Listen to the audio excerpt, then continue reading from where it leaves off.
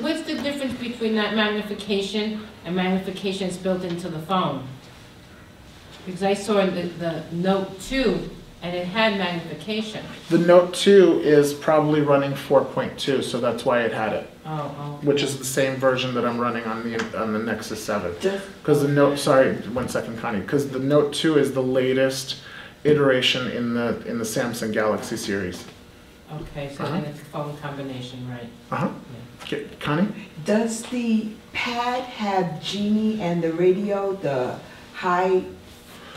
Yes, as long as you're connected to Wi-Fi, because it does not have capacity to connect to a data plan. Okay. But as long as you connect to Wi-Fi, yes, it will look. You can use the radio feature, and you can use the Genie feature and things like that. What else? Oh, another cool feature that it has built in, and this only works in certain lighting. It allows you to use your face as the unlock mechanism. So instead of you having to press a button or to type in a code, you basically look at the camera on the face of the device and blink, and it recognizes your face and it unlocks using you as the security code. That's great. It would be just your face that it would recognize, not anything. Correct. It actually has you. It has you do a series. It takes a series of images of your face and then it stores them so that you're the only one that opens it. And then if somebody else needs to use your device, there's a four-number password that you enter in lieu of the face recognition. No, you would have to give it to whomever, right? So if you want, like, let's say if I want Lisa to use my device and it's on face control, then I would give Lisa the PIN code and she could type it in and use the device. So there is some flexibility with that, but it's a really cool feature that I ran into a little trouble with because because depending on the lighting, it doesn't do so hot sometimes.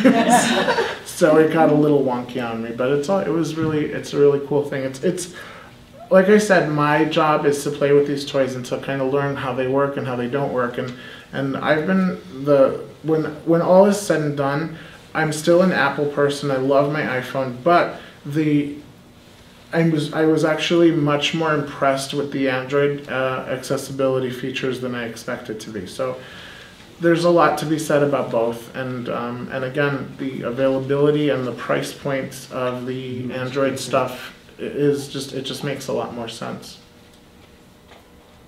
Any other questions?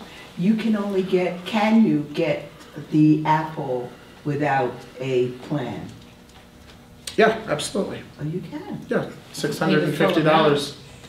$650 would be the cheapest iPhone, and $750 and $850 would be the next two up. But you can bring it to T-Mobile, I think, can't you, and other companies? Yeah, I mean, you can. T-Mobile is actually in final stage negotiations with Apple. They're going to start offering the iPhone in early 2013.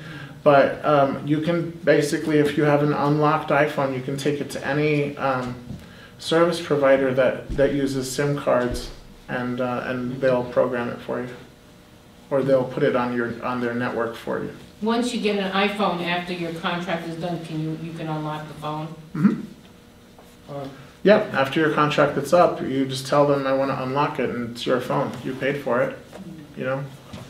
And that means you're not going to be staying with them. You can't stay with them and tell them to unlock it. They won't do that, right? If you are a customer in good standing, the companies will allow you to unlock the phone to travel abroad. Because let's say when a couple of years back when I went to Europe, I had a different phone and I had to unlock it so that I can get a SIM card in Greece and put it in my phone so it could work there. So you can do the same thing with the iPhone, but you have to be in good standing with your service provider for, I think, a year or something like that. So that shouldn't be. And does it make a difference which iPhone it is that you have to unlock it?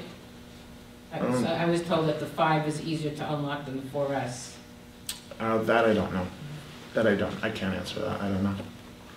I've never heard of anybody having trouble with one or the other. Yeah. But the 4 and the 4S, that are on the Verizon and Sprint networks are CDMA. They don't operate with a SIM card. They operate with a non-SIM card system, so that might be the protocols might be different for unlocking it.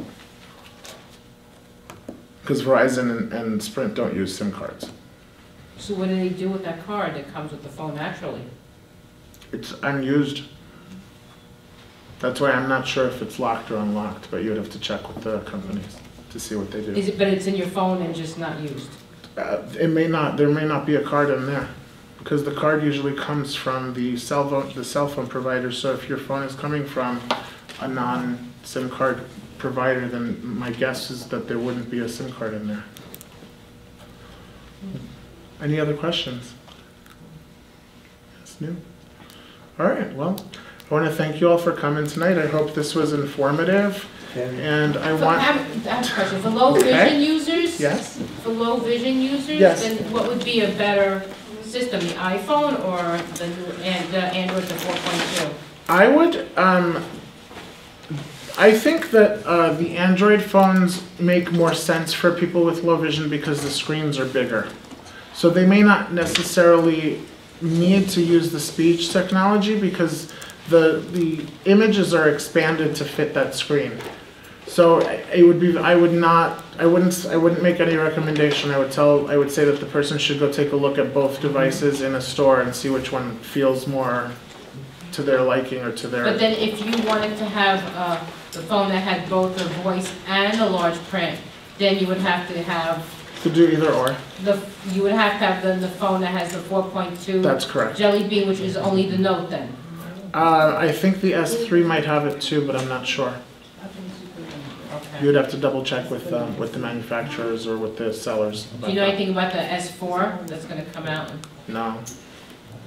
My foray into the world of Android is very recent, and I've been like toying with these, but like I said, my preference is still Apple, so this is kind of like a side hobby kind of a thing. But like I said, I am enjoying them, and I have been quite impressed with their features and capabilities. Question about learning the gestures. Yeah. Is there any kind of tutorial? Yep. As soon as you turn on the accessibility, it asks you if you want to run a tutorial. The good and not so good thing about the hand gestures thing is that there's not that many hand gestures to memorize. There's maybe a handful of hand gestures, so the tutorial takes like 2 or 3 minutes. So the iPhone definitely has more navigation centric stuff that allows you more ease of movement through each screen, through each app and things like that. But you can pretty much learn all the hand gestures within a few minutes with the Android stuff. How about they say that in Android that it's harder to use some of the apps because you can set them in more different ways as compared to the iPhone apps? I'm not sure what that means. In looking at the two systems, Huh? I was told that the Android is harder to use. Like I think you guys all probably saw tonight, the Android is a little bit less responsive. Like you have to do things multiple times to get it to do what you want it to do. Whereas with the iPhone, it's I mean, obviously you can make mistakes with the iPhone, and sometimes the iPhone doesn't understand what you're doing. But for the most part, it's more intuitive, more sensitive to your gestures, and if you know the gesture that you want to do, it'll recognize it pretty easily. Any other questions? Is there a difference in the service, do you know, between the carriers? That I don't know. No. And is it a Samsung tablet, that's the Nexus 7, or is there another tablet? The Nexus 7 is actually not made by Samsung, it's made by Asus. Oh, Asus. Okay. But it's a Google product. I'm not sure I think the Samsung has a Galaxy Tab. Right. Galaxy Tab 10.1 or something like that, but I don't know much about it. This is the one, Oh, I see. we bought it directly from Google. It was the first one that came out with the accessibility features that we were looking for, that we were interested in, so we bought it directly from them, and we've enjoyed it. I haven't really had much access with any other tablets. Like, for example, the Kindle Fire from Amazon runs Android but has very limited accessibility because Amazon has tweaked the operating system to work for them, right? So because they've done that, the accessibility features have been severely limited. So you don't have the ease of use or as much functionality as you would on the Nexus 7. So when you're looking to buy a product, how do you know if it has accessibility features? You have to do your research. Okay. Yeah, there's just no. Are there certain websites that you find easier to get information from in terms of accessibility? I mean, for Android, I go to androidaccess.net. For Apple, there's like appleviz.net or maccessibility.something.org.com. I can't remember exactly what it is, but there's websites that are definitely devoted to information on accessibility within these different platforms. But in all honesty, I'm glad you actually asked that, Myra, because when you go into a store, many salespeople are very unhelpful when it comes to accessibility, and it's not because they're not willing, but it's just because it's not necessarily part of their training. So, well, You know, the Apple it's store not on that 14th Street has an accessibility team. right, Yeah.